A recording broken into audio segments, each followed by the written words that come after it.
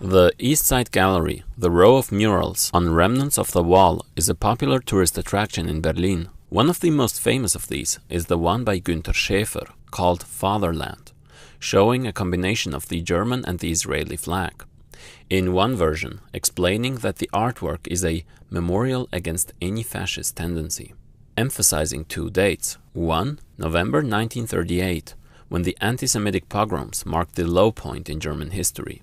The other, November 1989, the high point, the fall of the wall, and the end to the punishment of separation for the crimes of Nazism, and the culmination of Germany's way back to the Western world, to redemption.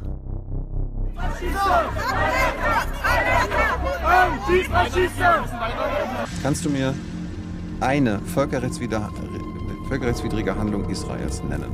Ich kann dir keine verurteilte und kein klar festgestelltes Kriegsverbrechen nennen, aber das Gift des Islams, das erreicht die Köpfe der Menschen nicht nur im Ausland, das erreicht die Menschen auch hier. Und deswegen ist es so wichtig, gegen Radikalisierung vorzugehen. Aber auch unter Umständen nach den Militärschlägen wird in Gaza so nicht viel übrig bleiben, weil Israel muss das Tunnelsystem, das unter der Stadt Gaza steckt, ausschalten. Schäfer's message was officially communicated in the German parliament when it celebrated the 70th anniversary of Israel's establishment, pronouncing that the German fatherland, rising from the remnants of Hitlerism, cannot be reimagined without maintaining a deep bond with Israel. The story is simple. The more you support Israel as a German, the more you've come to terms with Germany's past.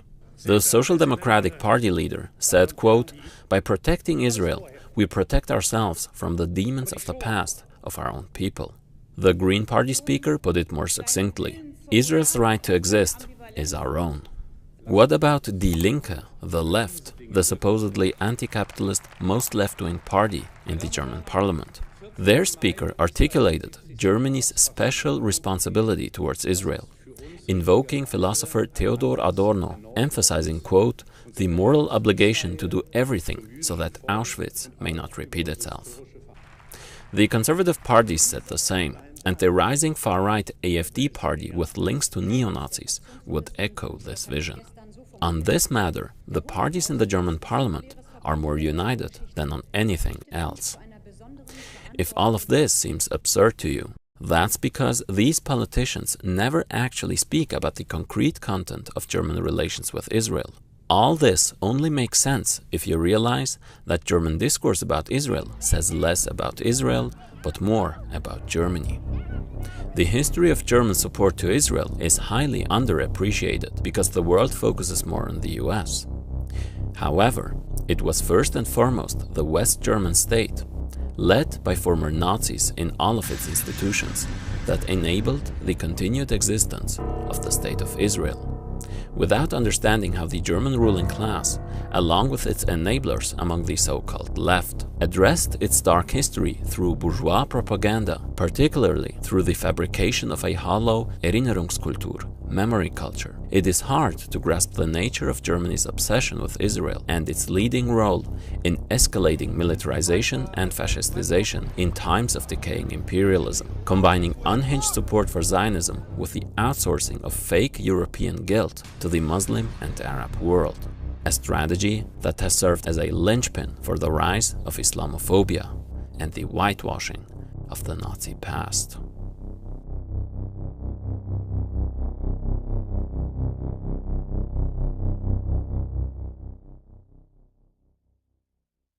Before diving in, I want to give a heartfelt thank you to everyone who supports the channel on Patreon. Your contributions make an incredible impact, helping to cover the countless hours of research and editing that go into each video. Every new patron counts, so if you'd like to support this kind of content, be sure to check out the link in the description. Thank you for making this possible.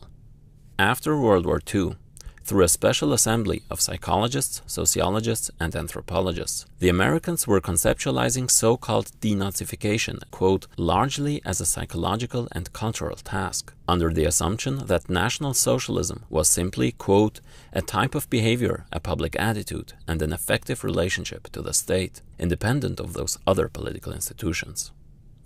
One such other key political institution was, of course, the system of private property relations, and the fact that fascism was crucial as an immune reaction to the global rise of proletarian power, as liberal politicians had intuited themselves.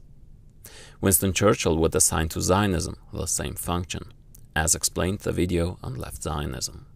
This isolated psychological focus on fascism and anti-Semitism was a key mantle for the US imperialist project to help create a post-war West Germany led by former Nazi Party members in crucial institutions, saving all the titans of business who had profited from the Nazi Reich, with the chief aim to continue the fascists' goal with somewhat different means, to defeat the rise of communism. Israel knew, of course, that West Germany was still Nazified, but it respected the, quote, exchange dynamic unique to German-Israeli relations. In return for working with a still Nazified and anti-Semitic Germany, it received crucial material support. German financial help was the most significant in the first few decades, even more so than that of the US. Without it, Israel could not have built its state and win the first wars, as analyzed in the last part. Israel and West Germany would now both paint the Soviet-aligned Arab governments as the new Nazis, which would deflect from the Germans. Egyptian President Abdel Nasser, for instance, was called the Hitler on the Nile. Anti-communism served to mask West Germany's seemingly paradoxical nature. Its state narrative still declared that it was only Hitler's small inner circle that was responsible. Support of Israel would deflect from its ambition to regain its imperialist strength through reintegrating hundreds of thousands of former Nazi officers, while claiming to leave the shadows of Nazism behind. It was only when the old Nazis began to die peacefully from old age, when the Federal Republic of Germany would start telling a different story. In 1979, one certain American TV miniseries had aired in West Germany, which a third of its population watched. It was 3 decades after the Holocaust, when many Germans were confronted for the first time with the history of how the Holocaust was actually perpetrated not just by a small elite, but also by countless average Germans. This sparked a massive debate. Holocaust became the word of the year. In the last part, we ended with the Bitburg scandal on May 5, 1985, in which Ronald Reagan and Chancellor Helmut Kohl visited the cemetery where Wehrmacht and SS soldiers were buried, claiming to leave Nazism behind by putting Nazi soldiers and concentration camp victims on par, and thus blurring the lines between victim and perpetrator. So-called Holocaust memory in Germany, so often lauded by international liberal commentators, was established only in the 80s, after this scandal, when German institutions were still unwilling to confront their Nazi contamination. 3 days later, in reaction to Bitburg, one of the most influential events occurred, crucially influencing Germany's dealing with the past. It was a speech by President Richard von Weizsäcker, in which he called May 8 the day when the Soviet Union defeated the Nazis, as a day of liberation and not as a defeat. Der 8. Mai war ein Tag der Befreiung. Hat uns alle befreit von dem menschenverachtenden System der nationalsozialistischen Gewaltherrschaft.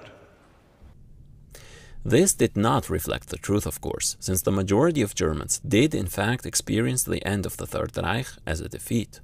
But how do you liberate a perpetrator? This rebrand of West German propaganda served the purpose of salvaging Germany's reputation by acknowledging that the could not have known story was a lie, as more and more people were aware of Holocaust history and German society's collective delusion. Weizsäcker conceded that Germans were guilty because of ignorance, but not because many of them actively participated, still holding onto the myth that it was only Nazi leaders who did the crimes. Als Deutsche gedenken wir in Trauer der eigenen Landsleute, die als Soldaten bei den Fliegerangriffen in der Heimat, in Gefangenschaft und bei der Vertreibung ums Leben gekommen sind. But the chief aim of this speech was something else, as expressed by Weizsäcker's quotation of a Jewish proverb, quote, "Seeking to forget makes exile all the longer. The secret of redemption lies in remembrance." Political scientist Daniel Marwecki writes, "Quite literally, it was an offer of national redemption through memory. It was an offer not to be refused." Meanwhile, the German pseudo-left in parliament stressed that it is not the US which should be the guideline to German foreign policy, but the responsibility of Auschwitz. Joschka Fischer of the Green Party and later vice-chancellor from 98 and former leftist activist of the 68 generation concluded in an article, quote, "Only German responsibility for Auschwitz can be the essence of West German Staatsräson. Everything else comes afterwards."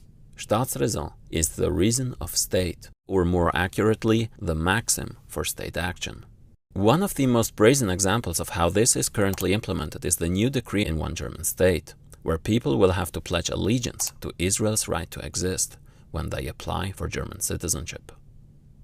Invoking Auschwitz, the Staatsräson, and the supposed intent to prevent genocide everywhere in the world to justify German militarization became more and more popular and was soon taken up by the conservative right. Quote, "It is German Staatsräson that Hitler cannot be allowed to win posthumously."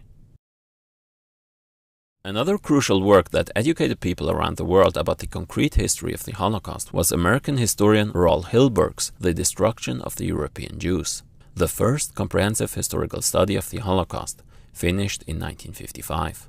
But in Germany, people couldn't read it until 1990, 35 years later. Why? Because the Munich Institute for Contemporary History prevented the translation of the book several times. At the time, many German historians, like the conservative Ernst Nolte, were preoccupied with excusing the Nazis by explaining that Hitler had reasonable reasons to suspect and jail the Jews, since the predominantly Jewish-led Soviet Union had committed a class genocide before, and that the Holocaust was not really that different from what the Bolsheviks did. Holocaust trivialization by pointing fingers at communist revolutionary violence was a normal thing and still among many liberals and right-wingers today. One crude highlight was when, after Bitburg, Alfred Dreger, a right-wing party leader, sent a letter to the critical American senators stressing the common cause between the Wehrmacht, the Waffen-SS, and the US Army, namely, the common fight against the Red Army. In what is now called the Historikerstreit, historians' dispute, Nolte's left-liberal opponents, like famous philosopher Jürgen Habermas, called this revisionism and argued that the Holocaust was both unique and German. We will soon get back to this guy. Anti-communism as a key tool to solve the dilemma of fake German guilt fell apart as the Soviet